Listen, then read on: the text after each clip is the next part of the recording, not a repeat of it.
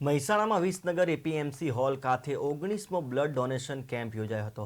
આ પ્રસંગે આરોગ્ય મંત્રી ઋષિકેશ પટેલ તથા સાંસદ હરિભાઈ પટેલનું સન્માન કરવામાં આવ્યું હતું। આ રક્તદાન કેમ્પ દરમિયાન 100 જેટલી બોટલ રક્ત એકઠું કરવામાં આવ્યું હતું। સગર્ભા માતાને બાળ મરણ ઘટાડવા માટે આ બ્લડ ડોનેશન કેમ્પનું આયોજન કરવામાં આવ્યું હતું। આરોગ્ય મંત્રી ઋષિકેશ પટેલ બ્લડ ડોનેશન કેમ્પની મુહિમને બિરદાવી ઉપસ્થિત તમામને અભિનંદન પાઠવ્યા હતા।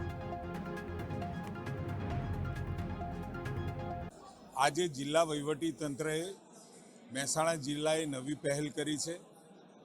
જિલ્લાની અંદર આવેલી મોટી હોસ્પિટલ અથવા તો સરકારી મેડિકલ કોલેજ અથવા તો GMERS ની મેડિકલ કોલેજમાં હંમેશા લોહીની જરૂરિયાત ઊભી થતી હોય છે અને બ્લડની જરૂરિયાતને પહોંચી વળવા માટે કેવળ ડિસ્ટ્રિક્ટ હોસ્પિટલ અથવા તો GMERS સંચાલિત મેડિકલ કોલેજ ઉપર જ નહીં પરંતુ સમગ્ર જિલ્લાના બધા તાલુકાઓ ઉપર બ્લડ કેમ્પ યોજી અને બ્લડ એકત્રિત કરી અને ત્યાં પહોંચાડવા માટેનો પ્રયત્ન શરૂ કર્યો છે। પણ પ્રેરણા આપે એવું કામ કરે છે। ખરેખર કર્મયોગી સમાજમાં યોગી સ્વરૂપ થઈને એક સેવાનો ભાવ અહીંયા જગાડ્યો છે। ખરેખર તમામને આયોજકોને ધન્યવાદ આપું